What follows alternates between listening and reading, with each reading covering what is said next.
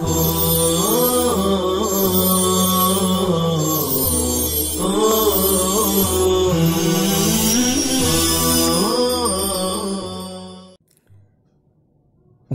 علیکم ورحمۃ اللہ وبرکاتہ۔ عزیز طلبہ، جیسا کہ پچھلے سبق کے اندر آپ لوگوں سے کہا گیا تھا کہ آج کے اس سبق میں صفات متضادہ کے خواص، اسی طرح سے صفات متضادہ کے جو مجموعے ذکر کیے گئے تھے ان مجموعوں کا ترجمہ اس لیے بیان کیا جائے گا تاکہ اس میں اگر کوئی نصیحت کی بات ہے تو وہ نصیحت اس سے حاصل کی جائے۔ لہذا ہم بالترتیب، اور ایک خاص بات یہ تھی کہ مصنف رحمۃ اللہ علیہ نے یا دیگر مصنفین نے صفات کی ترتیب میں جو ایک ترتیب جو صفات کی قائم کی ہے، یعنی سب سے پہلے ہمس اور جہر کو، پھر شدت رخوہ کو جو بیان کیا جاتا ہے، تو اس ترتیب میں خاصیت کیا ہے، اس ترتیب کی خصوصیت کیا ہے، اور اس ترتیب میں حکمت کیا ہے۔ تو سب سے پہلے آپ جانتے ہیں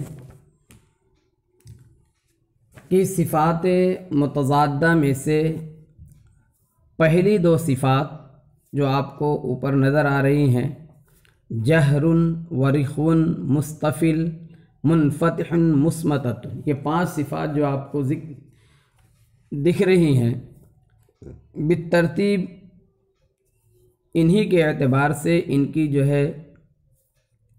ضدیں بھی بیان کی گئی۔ تو پہلی صفت یعنی جہر، اور اس کے ضمن میں اس کی جو ضد ہے ہمس کا بھی تذکرہ ہو گیا۔ تو یہ ترتیب جو ذکر کی گئی ہے، مصنفین نے جو ترتیب ذکر کی ہے بیان صفات کے اندر، اس ترتیب کے اندر خوبی اور حکمت یہ ہے کہ حروف کی ادائیگی آواز سے ہوتی ہے، اور آواز سانس سے بنتی ہے۔ تو گویا کہ سانس یہ سب کی اصل ہوئی۔ تو مصنف رحمۃ اللہ علیہ نے سب سے پہلے جہر اور ہمس کو بیان کیا۔ اس کی وجہ یہ ہے کہ جہر اور ہمس کا تعلق سانس سے ہے، اور سانس سب سے مقدم ہے۔ پھر مزید یہ کہ جہر اور ہمس میں سے جہر کو جو مقدم کیا جاتا ہے وہ اس لیے کہ جہر ہمس سے قوی ہے۔ پھر اس کے بعد شدت اور رخوہ کو ذکر کیا جاتا ہے۔ شدت اور رخوہ کو اس لیے ذکر کیا جاتا ہے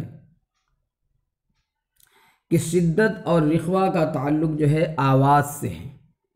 تو سانس کے بعد دوسرا درجہ آواز کا ہوتا ہے، اس لیے پہلے سانس والے کو ذکر کیا، پھر اس کے بعد آواز والے کو ذکر کیا۔ پھر اس کے بعد جو 3 صفات ہیں یا جوڑے کی شکل میں جو 6 صفات ہیں، ان تمام 6 صفات کا تعلق زبان سے ہے۔ پھر ان میں بھی ترتیب ہے۔ استعلاء اور استفعال کا تعلق زبان کی جڑ سے ہے۔ اطباق اور انفتاح کا تعلق زبان کے بیچ سے ہے۔ اسی طرح سے اطلاق کا تعلق زبان کے کنارے سے ہے۔ تو پہلے ہمس اور جہر کو ذکر کرنا سانس کے تعلق ہونے کی وجہ سے، اور شدت اور رخوہ کا بیان کرنا اس کے بعد چونکہ ان کا تعلق آواز سے ہے۔ استعلاء اور استفعال کو اس کے بعد ذکر کیا جانا وہ اس لیے ہے کہ ان کا تعلق زبان کی جڑ سے ہے۔ پھر اس کے بعد اطباق اور انفتاح کا تعلق چونکہ زبان کے بیچ سے ہے، تو اس کے بعد اس کو بیان کیا جاتا ہے۔ پھر اس کے بعد اسمات اور اطلاق کو ذکر کیا جاتا ہے، تو چونکہ اطلاق کا تعلق زبان کے کنارے اور اسی طرح سے دونوں ہونٹ سے ہے۔ تو یہ بالترتیب یہ اجزاء پائے جاتے ہیں یعنی یہ پہلے جو ہے سانس ہے تو سانس کو ذکر کیا، پھر اس سے آواز، پھر اس کے بعد جو ہے زبان کے حصے کو ذکر کیا، تو زبان میں جو سب سے پہلے جڑ کا تعلق تھا اس کو پہلے ذکر کیا، پھر زبان کے بیچ والے کو، پھر زبان کے کنارے والے کو۔ تو یہ جو ہے ترتیب ہے ان کی، اور ان کے بیان کی جو ترتیب ہے تو اس میں خوبی یہی ہے کہ جس طرح سے سانس اور آواز کا تعلق سانس چونکہ پھیپھڑوں سے چلتا ہے، وہاں سے چلتے ہوئے پھر جو ہے اس کا تعلق اس سے آواز بنتی ہے تو آواز والے کو بیان کیا، پھر اس کے بعد جو اس کا تعلق ظاہر سی بات ہے کہ جب اوپر سے باہر منہ کی طرف آواز آئے گی یا سانس آئے گی تو اس کا تعلق جو ہے زبان سے ہوگا، اور زبان کی جڑ پہلے لہذا اس کو ذکر کیا، پھر زبان کے بیچ ہے تو زبان کے بیچ کو ذکر کیا، اس صفت کو جس کا تعلق زبان کے بیچ سے ہے، پھر اس کے بعد جو اس کو بیان کیا جو زبان کے کنارے سے ہے۔ بہرحال یہ تو ترتیب بیانی کی خوبی ہے۔ دوسرے نمبر پر آپ کو جو ہے ذکر کیا جائے گا ان تمام صفات کا خلاصہ، یہ تمام صفات کا جو ہے خاصہ۔ تفصیلی بیان کے اندر ان تمام کے خاصے جو ہے ذکر کیے جا چکے ہیں، لیکن تمام صفات کا خاصہ ایک نظر میں آ جائے اس لیے جو ہے آپ کو پھر دوبارہ بیان کیا جاتا ہے۔ تو جہر کا خاصہ ہے احتباس نفس، یعنی سانس کا بند ہونا۔ چنانچہ آپ کو بتلایا گیا تھا کہ حروف کی ادائیگی میں آواز کا اپنے مخرج میں اتنی قوت سے ٹھہرنا کہ سانس بند ہو جائے، اور یہاں پر آپ کو یہ بھی بتلایا گیا تھا کہ یہاں پر سانس کے بند ہونے سے مراد کیا ہے، اور ہمس کا خاصہ ہے جریان نفس، یعنی سانس کا جاری رہنا۔ دونوں جو ہے آپس میں ایک دوسرے کی ضد ہیں، تو احتباس اور جریان یہ بھی دونوں آپس میں ایک دوسرے کی ضد ہیں، چنانچہ ہمس کی تعریف میں کہا گیا تھا کہ سانس جاری رہے۔ شدت کا خاصہ ہے احتباس صوت، یعنی آواز کا بند ہونا۔ چنانچہ آپ نے دیکھا کہ شدت کی تعریف کرتے ہوئے کہا گیا تھا کہ آواز مخرج میں ایسی قوت کے ساتھ ٹھہرے کہ فوراً بند ہو جائے۔ رخوا کا خاصہ بالکل اس کے برعکس ہے جریان صوت، یعنی آواز کا جاری رہنا۔ چنانچہ آپ نے تعریف میں دیکھا تھا کہ رخوا کو جو ہے بتلایا گیا کہ حروف کو ادا کرتے وقت آواز جو ہے جاری رہے، آواز جاری رہے، رخوا کی تعریف کے اندر آپ کو بتلایا گیا تھا۔ پھر اس کے بعد جو استعلا ہے، استعلا کا خاصہ ہے ارتفاع اقصى اللسان، ارتفاع یعنی زبان کی جڑ کا اٹھنا، یہ جو ہے استعلا کا خاصہ ہے۔ چنانچہ آپ نے استعلا کی تعریف کے اندر پڑھا تھا کہ استعلا کے حروف استعلا کو ادا کرتے وقت، حروف استعلا کو ادا کرتے وقت زبان کی جڑ اوپر کے تالو کی طرف بلند ہو جائے، یہ آپ کو بتلایا گیا تھا۔ اس کی ضد ہے استفال، اس کا خاصہ ہے انخفاض اقصى اللسان، یعنی زبان کی جڑ کا اوپر کو نہ اٹھنا، زبان کی جڑ کا اوپر کو نہ اٹھنا، یہ جو ہے استفال کی اور اس استفال کا جو ہے خاصہ ہے۔ چنانچہ اس کی تعریف آپ نے پڑھی تھی، استفال کی تعریف کہ زبان اور یہ حروف کے ادا کرتے وقت زبان کی جڑ اوپر کے تالو کی طرف نہ اٹھے۔ اسی طرح سے ہے اطباق کا خاصہ الصاق وسط اللسان، الصاق وسط اللسان یعنی زبان کے بیچ کا تالو کو ڈھانپ لینا۔ چنانچہ آپ نے جو ہے اطباق کی تعریف میں یہی پڑھا تھا کہ حروف کو ادا کرتے وقت زبان کا بیچ اوپر کے تالو کو ڈھانپ لیوے، زبان کا بیچ اوپر کے تالو کو ڈھانپ لیوے، اس لیے جو ہے اس کا خاصہ ہوا الصاق وسط اللسان۔ انفتاح کا خاصہ ہوگا افتراق وسط اللسان، افتراق کے معنی جدا ہونا، یعنی زبان کے بیچ کا تالو سے جدا رہنا، زبان کے بیچ کا تالو سے جدا رہنا۔ چنانچہ اس کی تعریف کے اندر کہا گیا تھا کہ حروف کے ادا کرتے وقت زبان کا درمیانی حصہ اوپر کے تالو سے جدا رہے۔ اسمات کا خاصہ ہے منع سرعت النطق، منع سرعت النطق یعنی حروف کا مضبوطی اور جماؤ کے ساتھ ادا ہونا، حروف کا مضبوطی اور جماؤ کے ساتھ ادا ہونا۔ چنانچہ تعریف میں بتلایا گیا تھا آپ کو جو ہے حروف کا اپنے مخرج سے مضبوطی اور جماؤ کے ساتھ ادا ہونا۔ اس کی ضد جو ہے اطلاق ہے، اس کا خاصہ ہے سرعت النطق، سرعت النطق یعنی سرعت اور جلدی سے ادا ہونا، ادائیگی میں جلدی ہونا، یہ جو ہے اطلاق کا خاصہ ہے۔ چنانچہ آپ کو بتلایا گیا تھا کہ حروف کے ادا کرتے وقت، حروف کے ادا کرتے وقت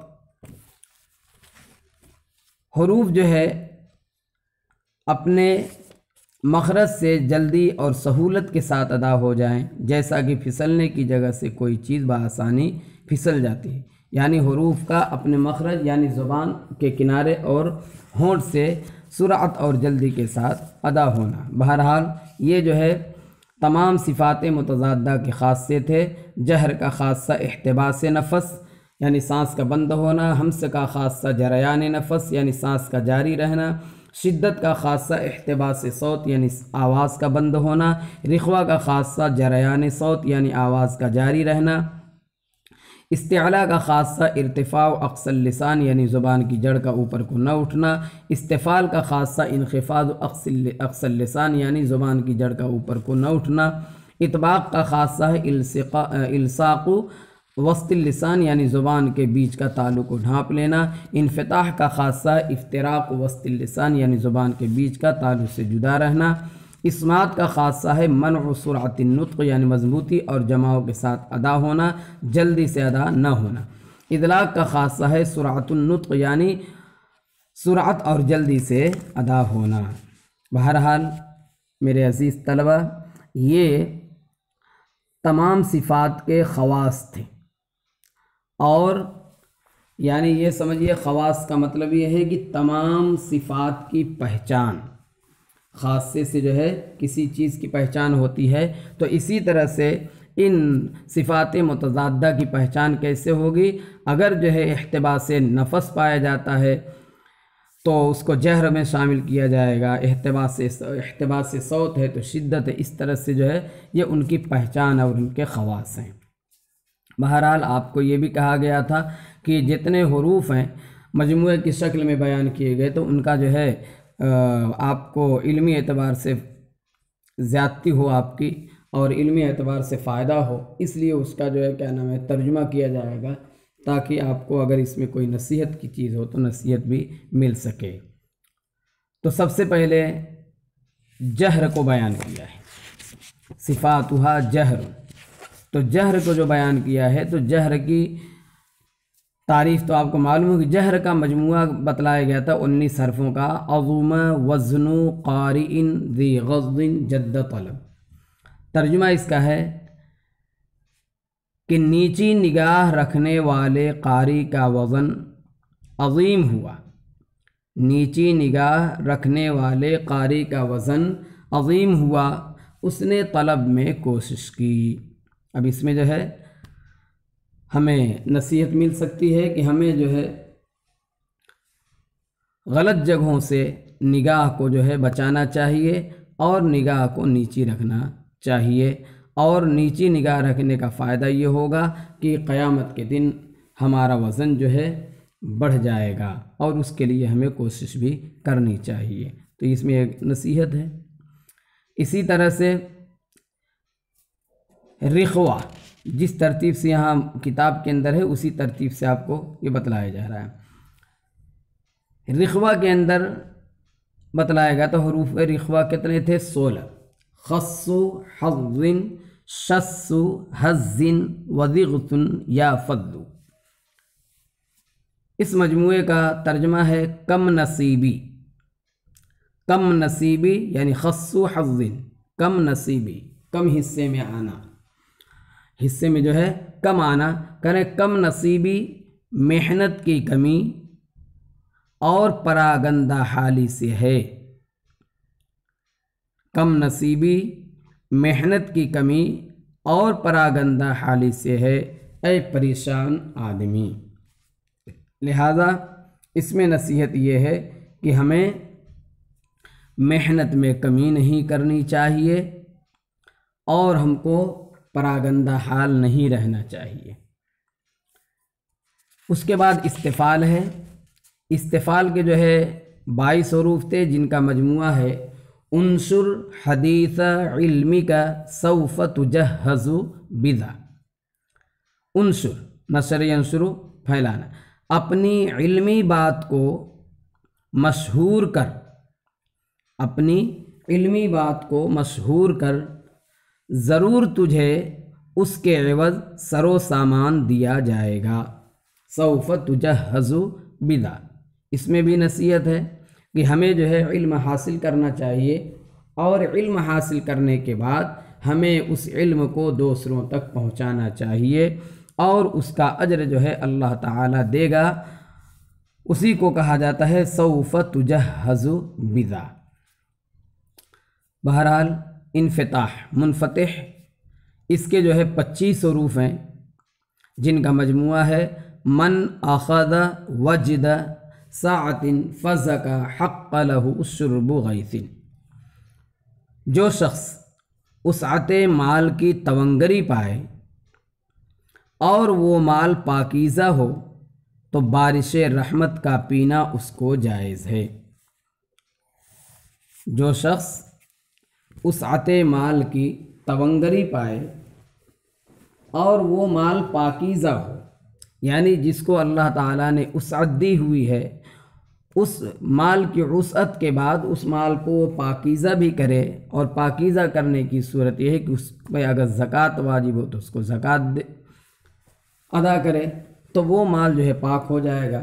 تو جب اس طرح سے مال پاک ہو جائے گا اور اس کا مال کا جو ہے حق ادا کرے گا تو رحمت کا جو سیلاب ہوگا، رحمت کی جو بارش ہوگی، اس رحمت کی بارش کو پینا یعنی اس کے رحمت سے جو ہے مستفید ہونا اس کے لیے جائز اور صحیح ہوگا.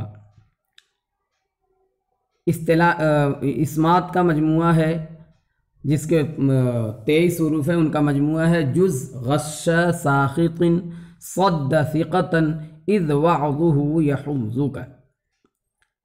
جز غش ساخط، جز کے معنی آتے ہیں درگزر کرنا. اس غصہ کرنے والے کے دھوکے سے درگزر کر جو نیک آدمی کو روکے. اس غصہ کرنے والے کے دھوکے سے درگزر کر جو نیک آدمی کو روکے. اس کا فائدہ کیا ہوگا؟ کریں کیونکہ اس نیک آدمی کی نصیحت تجھے خیر پر آمادہ کرے گی. لہذا ہمیں درگزر کرنے کی عادت ڈالنا چاہیے. یہ 5. اب ان کے جو ہے ان کی جو ضدیں ہیں، جہر کی ضد جو ہے ہمس تھی. ہمس کا مجموعہ آپ نے پڑھا فحثہ شخص سکت. اس کا جو ہے ایک ترجمہ کیا گیا ہے تو اس کو ایک شخص نے ترغیب دلائی جو خاموش رہا، یعنی خاموش رہ کر کے اپنے انداز بیان سے، یعنی اپنے انداز عمل سے، اپنے عمل کے ذریعے، اپنے جو ہے کام کے ذریعے کسی نے کسی شخص کو جو ہے کیا کہتے ہیں ترغیب دلائی، لیکن وہ خود خاموش رہا. تو اس صورت میں کیا ہوگا؟ کیا فحثہ شخص سکت، شخص جو ہے یہ فاعل بنے گا اور سکت جو ہے شخص کی صفت بن جائے گی. اور ایک ترجمہ اس کا یہ کیا گیا ہے تو اس کو ایک شخص نے ترغیب دلائی مگر وہ خاموش رہا، یعنی فحثہ شخص سکت میں شخص جو ہے حث کا جو ہے فاعل بن جائے گا اور سکت وہ جو فحثہ میں ہو ضمیر ہے اسی کی طرف اشارہ کرتے وہ سکت، یعنی اس کو ایک شخص نے کیا کہتے ہیں ترغیب دلائی مگر وہ خاموش رہا، یعنی اس کو ترغیب دلانے کا کوئی فائدہ نہیں ہوا۔ بہرحال اس میں جو ہے نصیحت بھی مل سکتی ہے وہ اس طرح سے کہ کسی آدمی کو اچھے کام کی ترغیب دلانی چاہیے، اور اگر کوئی شخص ترغیب دلاتا ہے تو اس کی ترغیب نیک کام پر اگر ترغیب دلاتا ہے تو اس کی ترغیب پہ عمل کرنا چاہیے۔ دونوں کا ترجمہ جو کیا گیا دونوں، اس کے اعتبار سے جو ہے یہ نصیحت اس میں مل سکتی ہے۔ اس کے بعد جو ہے شدیدہ ہے، حروف شدیدہ جو ہے 8 تھے، جن کا مجموعہ اجدو قطم بکت، اجدو قط، اس کا ایک ترجمہ کیا گیا ہے میں محسوس کرتا ہوں کہ قط روئی ہے۔ اجدو یعنی محسوس کرتا ہوں، قط جو ہے کسی کا نام ہے، اور بکا یبکی رونا، تو بعض کہتے ہیں کہ یہ کسی میں انبن ہو گئی تھی، یعنی کتابوں میں ایسا لکھا ہے کہ قط جو ہے ایک محبوبہ کا نام ہے، اور اس کا محبوب جو ہے کہیں اسے چھوڑ کر چلا گیا، پھر واپس آیا تو دیکھا کہ اس کی آنکھوں سے ایسا اسے اندازہ لگا کہ وہ روئی ہوئی ہے، تو اس وقت اس نے یہ کیا کہتے ہیں مشہور جملہ کہا اجد قطم بکت، میں محسوس کر رہا ہوں کہ قط جو ہے روئی ہے۔ اور اس میں ایک بہت اچھی چیز ہے، اجد کے معنی آتے اچھا کام کر، قط اور اسی پر اکتفا کر، بکت وہ اچھا کام غالب ہو کر رہے گا۔ اجد قطم بکت، اجدو نہیں بلکہ اجد قط بکت، اچھا کام کر اور اسی پر اکتفا کر، وہ اچھا کام غالب ہو کر رہے گا۔ اس میں نصیحت جو بالکل کھلی ہوئی ہے کہ اچھا کام کرنے کے بعد جو ہے کسی سے کسی چیز کی امید لگانے کی ضرورت نہیں ہے، اگر آپ نے اچھا کام کیا ہے تو اچھا کام اپنا جو ہے اثر ضرور دکھلائے گا۔ آگے چلیے، شدید کے بعد جو ہے رخوہ اور شدیدہ کے درمیان 5 حرف جو ہے لن عمر کے تھے۔ لن عمر 5 حرف، لن عمر کا مطلب ہوگا نرم ہو اے عمر۔ بیان کیا جاتا ہے کہ ایک مرتبہ حضرت عمر رضی اللہ تعالیٰ عنہ کسی جماعت کے ساتھ چل رہے تھے، اور اس میں جو ہے وہ تیزی کے ساتھ چل رہے تھے کہ ان کے پیچھے والوں کو ان کا ساتھ پکڑنا مشکل ہو رہا تھا، تو آپ صلی اللہ علیہ وسلم نے یا کسی نے ان سے کہا لن عمر اے عمر اپنی رفتار میں ذرا نرمی اختیار کرو، یعنی آہستگی۔ آگے ہے سبع علوین، حروف کیا کہتے ہیں مستعلیہ، غصہ ضغطن قز، گرمی کے موسم میں گھاس پھوس کے مکان میں قیام کر۔ ایک تو گھاس پھوس کے مکان میں قیام کرنا ایسے بھی اچھا ہے، اس میں جو ہے تواضع ہے، اور دوسری یہ ہے کہ گھاس پھوس کے مکان میں گرمی کے موسم میں جو ہے آرام زیادہ ہوتا ہے۔ آگے جو ہے حروف متوقع، ان کا کوئی مجموعہ نہیں ہے جیسا کہ آپ کو پہلے بتلایا گیا ہے۔ اس کے بعد ہے فر من لبن، فر من لبن کو کئی طرح سے پڑھا گیا ہے، فر من لب بھی پڑھا گیا ہے، اس کو فر من لب مطلب یہ ہے کہ وہ شخص بھاگا خیر کی طرف جو عقل مند ہوا۔ اس جملے سے فر من لب اگر اس کو مانتے ہیں تو اس جملے سے آیات کریمہ فاستبقوا الخیرات یا اسی سے ففروا الی اللہ یا اسی طرح فاسعوا الی ذکر اللہ کی طرف اشارہ ہے، اور اس کو جو ہے یوں پڑھا جائے فر من لبن، فر من لبن، تو اس کا مطلب ہوگا فر الجاہل من لبن، بے وقوف آدمی جو ہے عقل مند سے بھاگا، یعنی عقل مند سے دوستی اس کی نہیں ہو سکتی، اس لیے کہ عام طور سے آپ نے دیکھا ہے کہ اپنے ہم مزاج کی طرف لوگ مائل ہوتے ہیں، تو ایسے ہی یہ ہے کہ جاہل جو ہے یہ عقل مند سے بھاگتا ہے، عقل مندوں کے ساتھ نہیں رہتا۔ اسی طرح سے آپ دیکھیے جو بہت زیادہ شرابی کبابی ہو تو وہ نیک لوگوں کے ساتھ نہیں رہتا۔ تو اس طرح سے اس میں اس کو جو ہے بتلایا جا سکتا ہے کہ بیوقوف جو ہے عقل مند سے کیوں بھاگا، لیکن یہ زیادہ بہتر لگ رہا ہے کہ فر من لبا اس کو مانا جائے اگر، تو اس میں جو ہے اشارہ ہوگا کہ وہ شخص جو عقل مند ہے وہ اللہ کی طرف دوڑتا ہے۔ بہرحال یہ جو ہے ان کے مجموعے تھے اور مجموعے کے تراجم آپ کے سامنے پیش کیے گئے۔ امید ہے کہ اس سے کچھ نہ کچھ نصیحت ضرور حاصل کریں گے، اور اس مجموعے کے ترجمے کو پیش کرنے کا ایک مقصد یہ بھی ہے کہ مجموعے کا جب ترجمہ یاد رہے گا تو مجموعہ بھی آسانی سے یاد ہو جائے گا۔ بہرحال آج کا سبق اسی پہ ختم کیا جاتا ہے۔ السلام علیکم ورحمۃ اللہ وبرکاتہ۔